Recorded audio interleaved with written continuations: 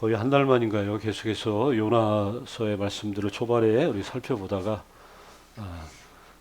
우리 대강절 기간 맞춰서 성탄절에 관한 말씀들을 한 4주 정도 전했고, 우리가 계속해서 이어서 이제 요나서의 말씀들을 좀 더 살펴보려고 합니다. 우리 그 타이타닉이라는 영화 다들 많이 보셨죠?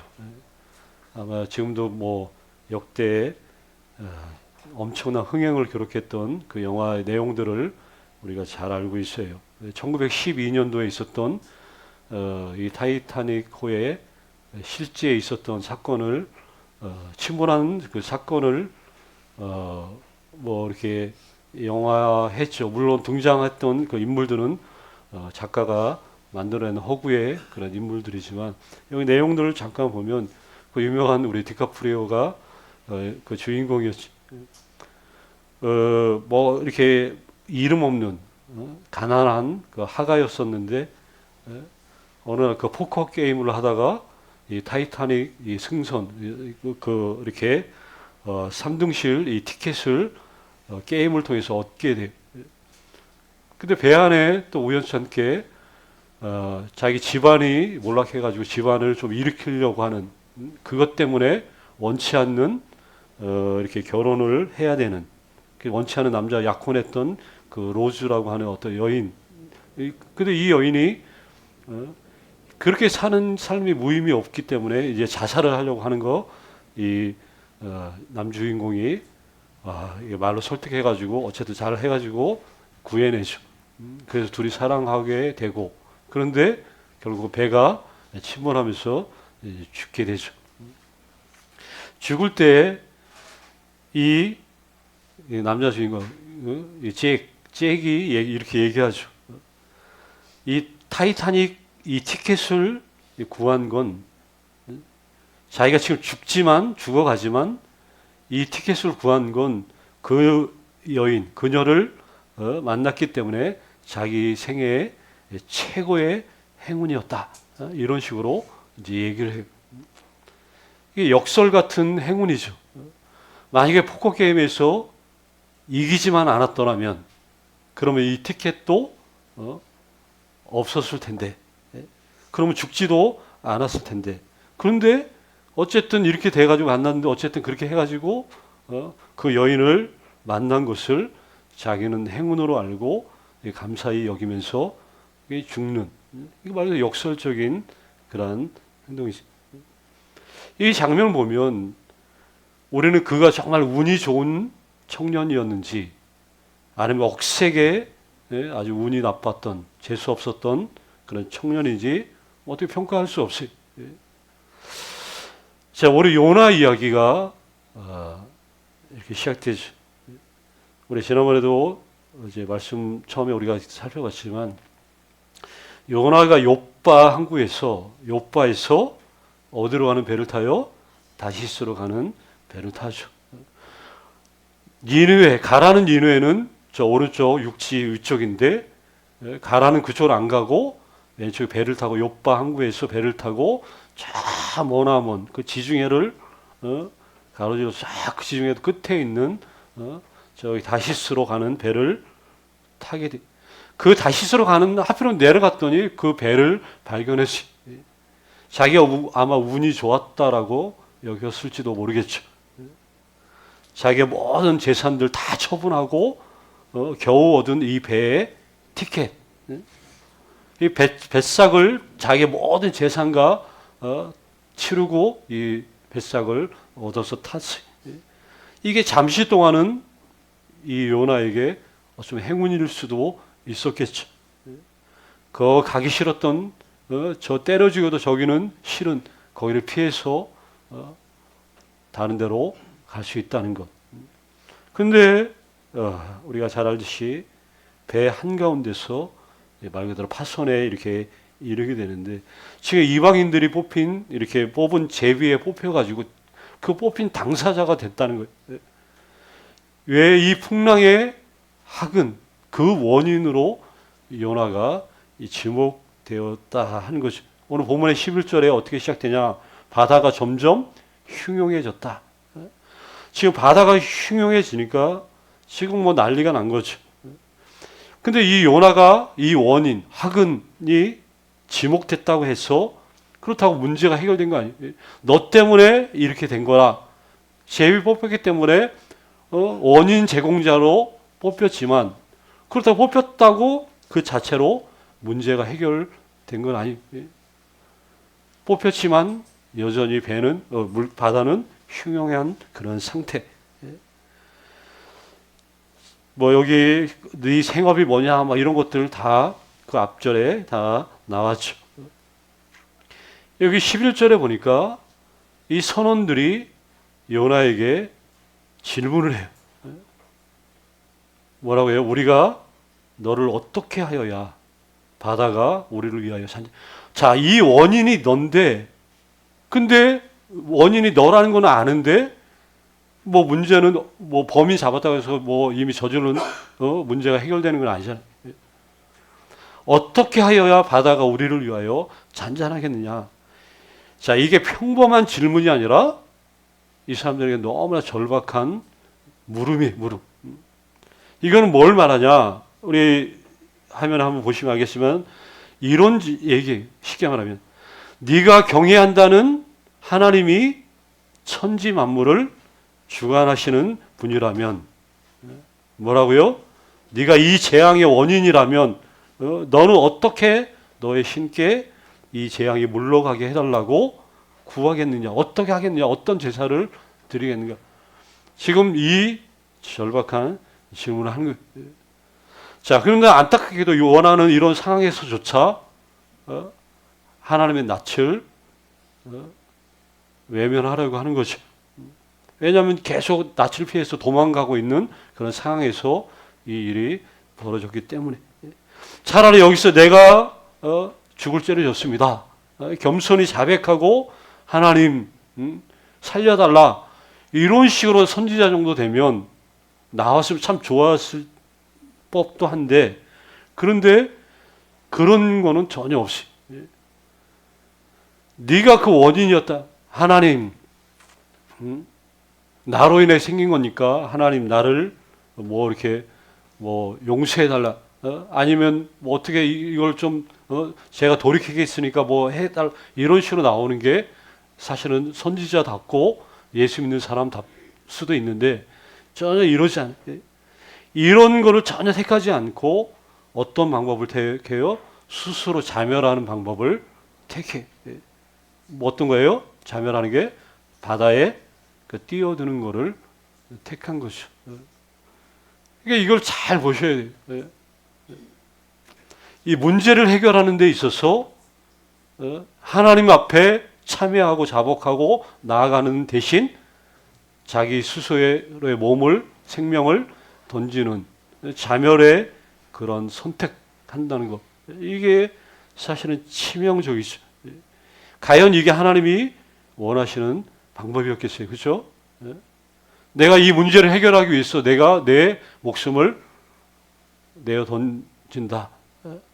이거 뭐 몰래개개 뭐 자식 뭐 자녀 불태워 바치는 그런 하나님이 당연히 아니죠. 그런데 요나가 거기 뛰어들기를 원하는 게 하나님의 원하시는 그것이 아니라 사실은 이 강풍이 불어 닥친 그 상황은 요나를 깨우치기 위한 하나님의 사랑이었다라고 보면 되죠. 요나를 깨우치기 위한 아버지의 사랑이 이 사랑이 불붙는 이 사랑이 그 바다에 풍랑을 일으킨 거예요. 이거를 통해서라도 네가 나의 사랑을 다시금 알기를 원하는. 그런데 요나는 전혀 잘 모르는 거죠. 그리고 지금 다시스로 가버리면 이제 평생 이제 자기 중심적으로 살 수밖에 없어요. 하나님은 당신의 자녀가 당신의 아들이 그렇게 자기 네 맘대로 사는 거를 원하지 않는 그런 분이라는 거를 너무나 잘 알고 있어요. 사실 이게 은혜. 우리 장로교의 특히 중요한 교훈이 그거잖아요. 그 하나님이 한번 붙들어 주시면 내가 뭐 한다고 해가 되는 게 아니라 영원히 그분이 나를 인도하신다. 이게 그거 내 마음대로 살려고 하는 것 자체를 하나님이 어쨌든 때로는 이런 식으로라도 막아서 돌이키게 하시는, 이게 하나님이 그런 분이. 그래서 여기 바다 한복판, 근데 그 가운데서라도 하나님은 요나가 그분의 뜻에 그 합당한 삶을 살아가기를 원하시는 아버지의 마음을 나타내 주신 거죠. 자, 그런데 이런 뜻을 아직까지 알지 못했던 이 요나는 자기 자신이 그냥 몸을 던져 그거를 선택을 한 거예요. 자, 쉽게 말하면 하나님의 손이 아니라 이방인의 손에 자기의 운명을 맡겨버리는, 말 그대로 수동적인 이런 모습을 보였죠. 물론 뭐 이게 자기 때문에 이런 일이 벌어졌다는 죄책감에 뭐 이렇게 결정을 내려 쓸 수도 있죠. 그런데 참 보면 선원들이 더 대단한 것 같아요. 자, 뛰어들려는 결정을 하는데 그런 상황에서도 선원들을 보면 무정한 사람들이 아니죠. 그래 너 때문에 그랬으니까 빨리 뛰어들어 이게 아니죠. 여기 13절에 보니까 어쨌든 그래도 요나를 살려보려고 애를 써요. 힘껏 막 노를 져가지고 막 배를 육지에 돌리려고 나름대로 막 정말 애를 쓰죠. 이거 웬만하면 최대 어떻게 해서든지 좀 하는 데까지 좀 살려보려고 이렇게 애를 쓰는 거죠. 근데 뭐 하나님이 일으킨 풍랑이기 때문에 그분이 멈춰 주시기 전까지는 인간이 아무리 백날 노력한다고 되겠어요? 계속 그 제자리에서 맴돌 뿐 이게 뭐 벗어날 수가 없는 거죠. 자, 더 이상 손 쓸 수 없는 그 절박한 순간에 근데 이 사람들이 태어나서 처음으로 하나님 앞에 기도를 드리는데 이게 정말 깊은 기도를 드리는데 14절에 나와요. 여호와여 구하고 구하오니. 자, 이 사람들이 여호와가 누군지도 그동안 몰랐던 그런 사람들일 텐데 여호와여 구하고 구하오니, 그 하나님의 이름을 부르면서 정확히 누군지도 모르지만 하나님을 부르면서 기도해. 이 사람의 생명 때문에 우리를 멸망시키지 말아달라. 무지한 피를 우리에게 돌리지. 이 사람이 잘못된 그것 때문에 우리까지 죽게 하지 말아달라는 그러한 기도죠. 그렇지만 주 여호와께서 주의 뜻대로 행하시는 분이시다. 하나님을 잘 알지 못하는 상태에서도 정말 이렇게 기도, 그 깊이가 깊죠. 이런 기도를 이방인들이 드려요. 그리고 하나님의 이걸로 뭐 상황을 어쩔 수 없으니까 이제 두려운 가운데 어쨌든 요나가 바다에 던져졌죠. 자, 요나가 어디로 가려고 했어요? 다시스로 가려고 했던 게 여기서 급작스럽게 이제 중도 하차하게 된 거죠. 그걸로 가려고 하다가 바다 한복판에서 중도 하차하게 됐죠. 자, 지중해 깊은 바닷속에 던져지자 15절에 보니까 바다가 뛰노는 것이 곧 그쳐버리는, 이렇게 돼요. 자, 배에 있었던 모든 사람들은 바다가 잔잔해졌던 이유가 이 요나를 신에게 바쳤기 때문에 그렇게 됐다라고 이 사람들은 받아들이죠. 근데 사실은 그게 아니었죠.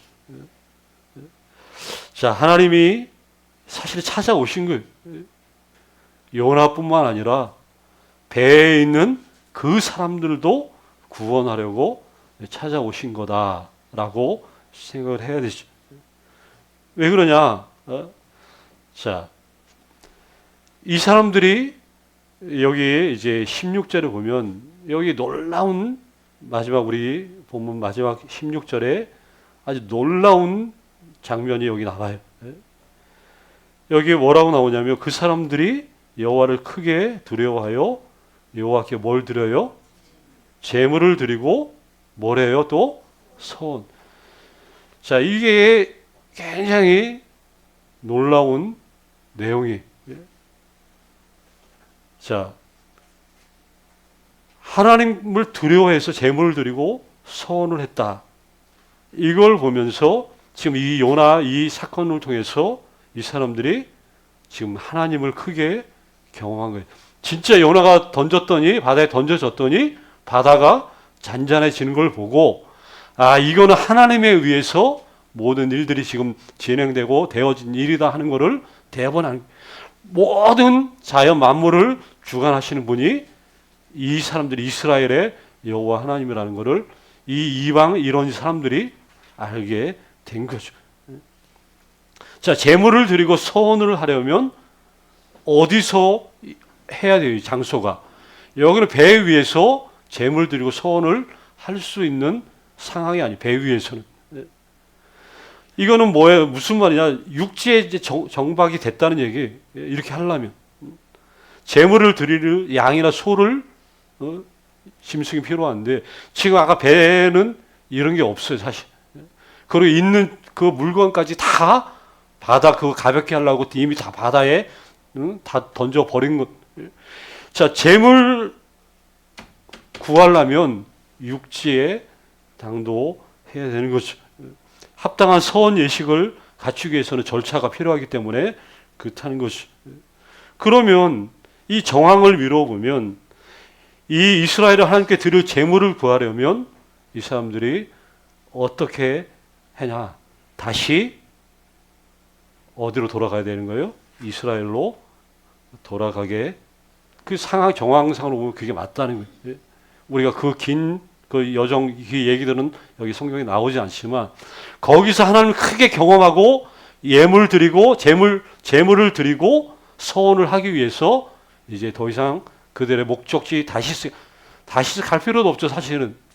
거기 물건들 무역 뭐 물건이 있어요. 거기 가가지고 다시 이스라엘로 돌아갔다라고 보면 되죠. 바다 한가운데서 만난 이 특별한 사건, 요나뿐만 아니라 이 배에 타고 있었던 그 사람들의 인생을 말 그대로 송두리째 바꿔놓는, 그렇게 바꿔놓았기 때문에 오늘 말씀 제목처럼 그들은 이제 더 이상 이전과 같지 않은 그러한 삶을 살 수밖에 없었다는 거죠. 이게 그들의 노력과 그들이 찾은 게 아니라 이게 하나님의 일방적인 은혜 역사. 그냥 은혜를 그들에게 집어 던져준 거예요. 구원이라고 하는 말할 수 없는 엄청난 그 영광스러움을 그 배에 하나님이 집어 던져준 거예요. 집어 던져준 거를 받았다는 거죠. 받고 보니까 이게 얼마나 엄청난 건지 알게 된 거예요. 그러니 그들의 인생은 바뀌어질 수밖에 없고 가서 제물로 하나님 앞에 서원 드렸다. 뭘 서원했겠어요? 주여 평소에 주님만 믿겠다고. 여호와 하나님을 다른 그동안 수많은 신들이 있었잖아요. 찾았잖아요. 그 신들이 아니라 하나님을 섬기겠다. 서운하지 않았겠나 싶은 거죠. 하나님을 만난 인생에게 찾아오는 말 그대로 축복의 문이 지금 활짝 그들에게 열린 거죠. 새로운 삶, 새로운 인생은 바로 이렇게 뜻밖의 장소에서도 찾아올 수 있다는 거예요. 우리가 하나님의 은혜를 경험하는 그 장소. 제가 성경의 그 인물들, 위대했던 인물들뿐만 아니라 교회사 보면 위대했던 하나님의 발자취를 안겼던 그러한 그 위대한 믿음의 사람들이 있죠. 제가 좋아하는 사람들 보면 그분들의 전기를 보면 전혀 생각지도 못했던 그 장소에서 하나님을 크게 경험한 일들이 그 자서전에 나와요. 그 사람들 그 장소를 잊을 수 없어요.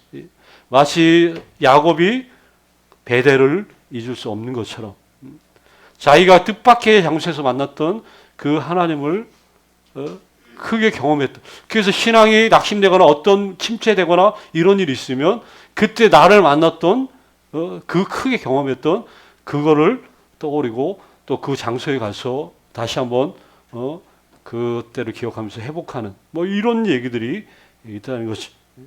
어쨌든 이 사람들이 그렇고 뭐 똑같지 않지만 우리도 이런 방식으로 사실은 하나님을 만난 사람들이다 하는 거죠. 뜻밖의 장소, 예상치 못한 상황 속에서 인생이 새로워진 그런 사람들이 모이고 모여서 뭐가 되는 거예요? 교회가 이렇게 되고 있다 하는 거죠. 그렇게 교회들이 이 땅에 또 존재하고 있다.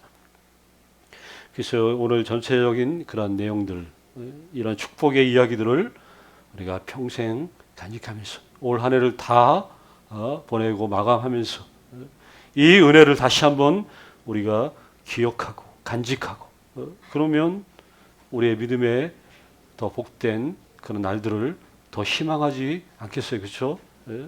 그래서 이런 것들을 알면 더 기뻐하고 감사하는 삶이 더 펼쳐질 것이다. 그렇게 믿는 거죠. 오늘 이런 은혜들이 계속해서 많아졌으면 좋겠고 제목처럼 더 이상 이전과 같지 않은 그런 삶을 이미 우리는 누리고 있고 더 이전과 같지 않은 그런 좋은 앞날을 향해 계속해서 달려갈 길 다 갈 수 있는 그런 한 분 한 분들이 됐으면 좋겠어요. 이런 은혜들이 있기를 간절히 주의 이름으로 축원합니다. 아버지 하나님 감사.